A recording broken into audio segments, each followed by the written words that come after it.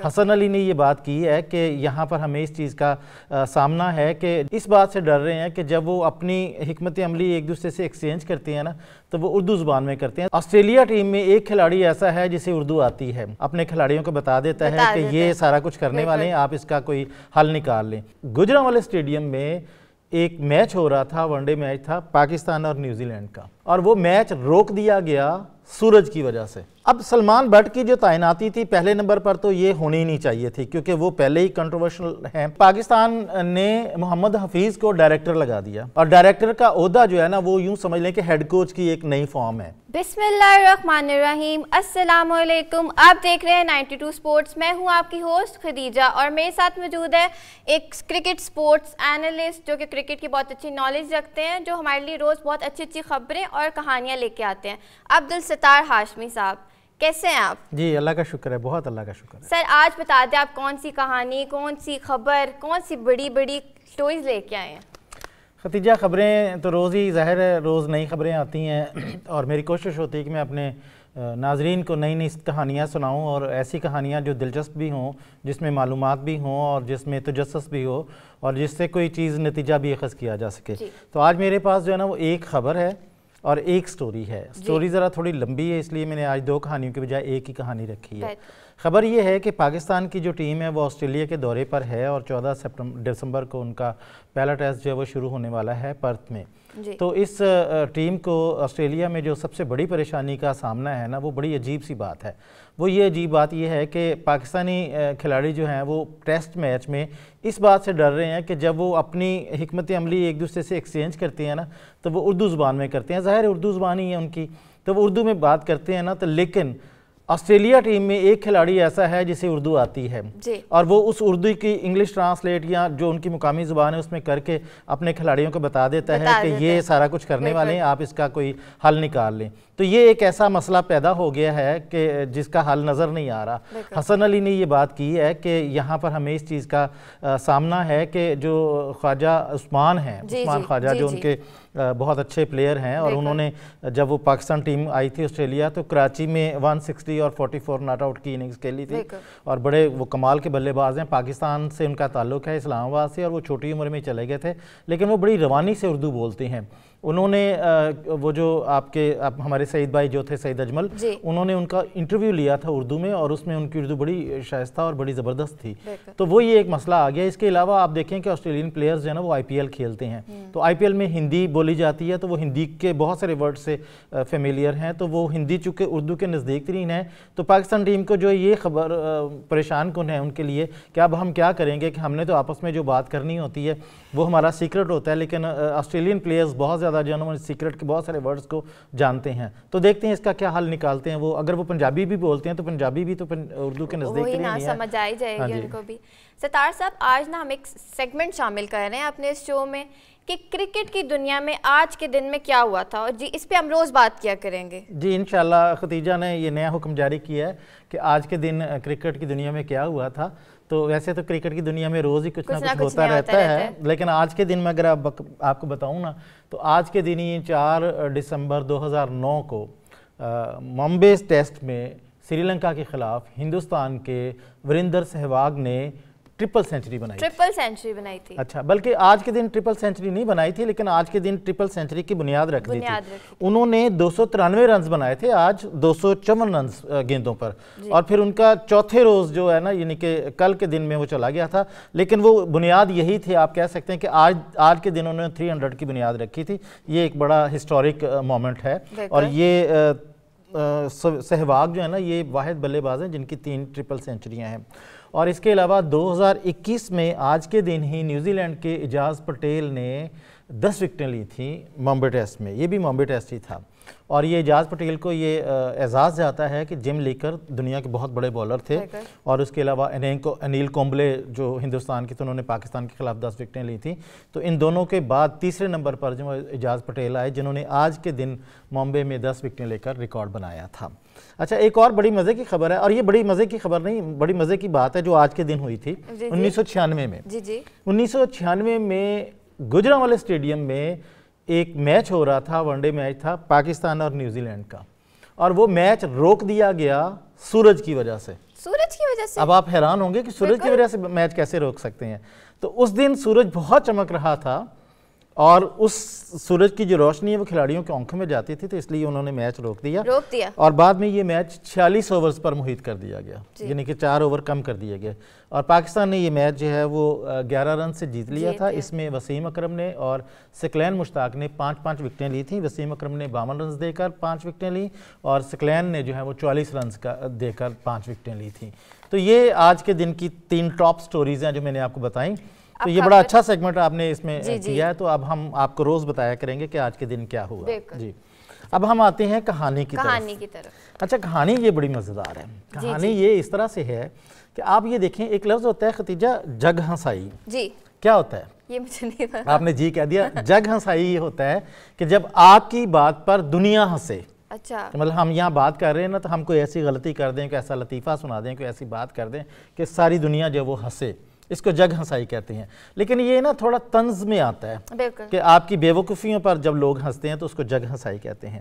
تو آج کل پاکستان کرکٹ بورڈ جو ہے نا اس میں جگ ہنسائی کا موجب بنا ہوا ہے. وہ اس کی وجہ یہ ہے کہ یہ روز ایک نیا لطیفہ گھڑتے ہیں، لوگ اس پر ہنستے ہیں اور اگلے دن ایک نیا لطیفہ آ جاتا ہے. مثلا ایک لطیفے والی بات یہ ہے کہ پاکستان کا جو چیف سلیکٹر تھا انضمام الحق، اس پہ انہوں نے ایک چارج شیٹ کی اور ان کو سیک کر دیا، الگ کر دیا، نکال دیا اور اس کی جگہ ایک نیا بندہ اپوائنٹ کر لیا. میں اس کی بات کرتا ہوں. یہ غصے میں گئے، انہوں نے غصے میں استعفیٰ بھی دیا انہوں نے. پھر ان کی جگہ وہاں اچھا لیکن سوال یہ ہے کہ اگر انہیں نکال دیا ہے تو ان کے جو چارجز ہوئے، ان کے جو فریم ہوئے اس کا موقع تو دیں. جو الزامات ان پر عائد ہوئے ہیں ان کے دھلائی کے لیے ان کا موقع تو ملنا چاہیے نا. موقع نہیں دیا انہوں نے اور انہوں نے وہاب ریاض کو جو ہے وہ چیف سلیکٹر لگا دیا. اب وہاب ریاض صاحب جو ہیں یہ خیر سے وزیر بھی ہیں. اب مجھے نہیں یہ سمجھ آتی کہ کس کے لاڈلے ہیں کہ ان کو وزارت بھی ملی ہوئی ہے، ان کو چیف سلیکٹر بھی بنا دیا ہے، چیف سلیکٹر کے ہوتے ہوئے یہ وزیر بھی ہیں اور وزارت میں بھی انہوں نے اچھے خاصے شگوف چھوڑے ہوئے ہیں کہ ایک دن ایسے لمبے شوز پہن کے بارش میں نکل آئے اور اپنی سیلفی بنا کر کوشش کی بتانے کی کہ میں بڑا ایکٹیو منسٹر ہوں، لیکن پانی سے بھاگ کر چلے گئے. بڑا اس پہ بھی مذاق اڑایا گیا تھا ان کا. اچھا جب یہ آئے تو انہوں نے آتے ہی سب سے پہلے حارث کے ساتھ پنگا لیا.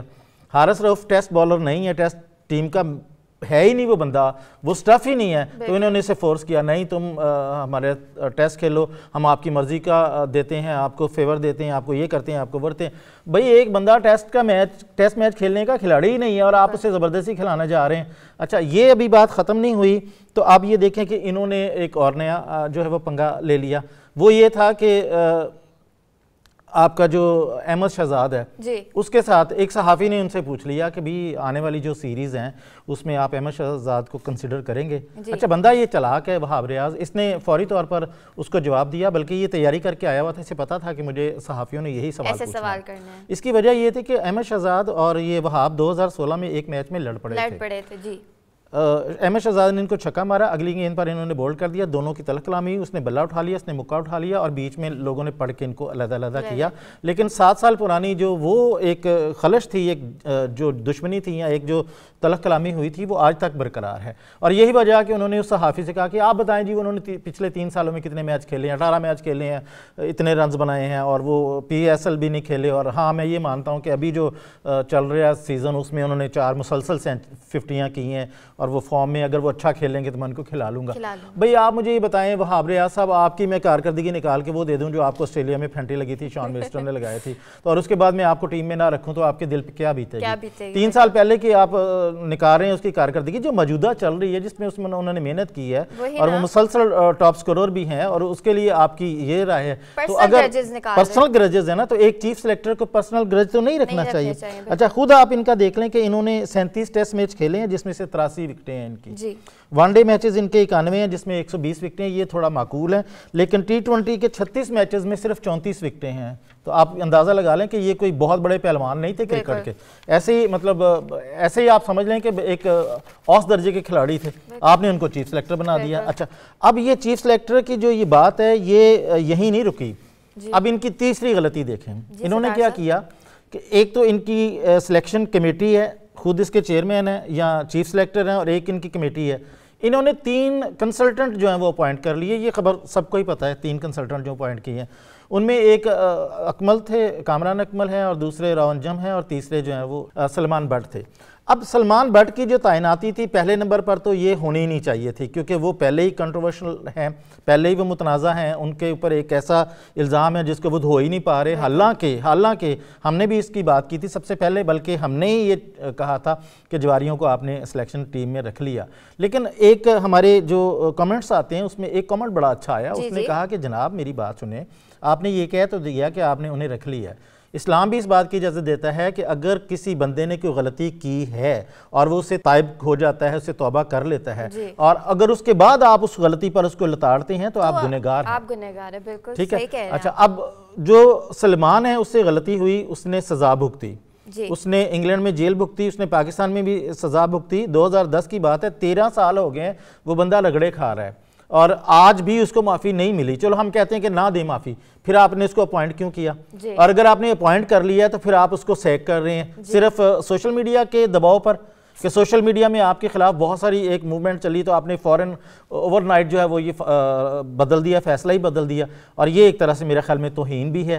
اچھا، دوسری ایک بڑی اہم بات یہ ہے کہ جو سلمان بٹ ہے نا، ان کا کام کنسلٹنسی تھا، انہوں نے صرف وہاب ریاض کو کھلاڑیوں کی کارکردگی کا بتانا تھا، یہ تو انہوں نے، ان کے پاس تو اختیار تھا ہی نہیں۔ اصل اختیار جو ہے وہ تو ہوتا ہے کپتان کے پاس اور آپ کے ہیڈ کوچ کے پاس، جنہوں نے ٹیم سلیکٹ کرنی ہوتی ہے، وہاں تو چیف سلیکٹر کی ٹیم بھی سلیکٹ نہیں ہوتی، تو یہ تو بیچارے پھر کنسلٹنٹ تھے۔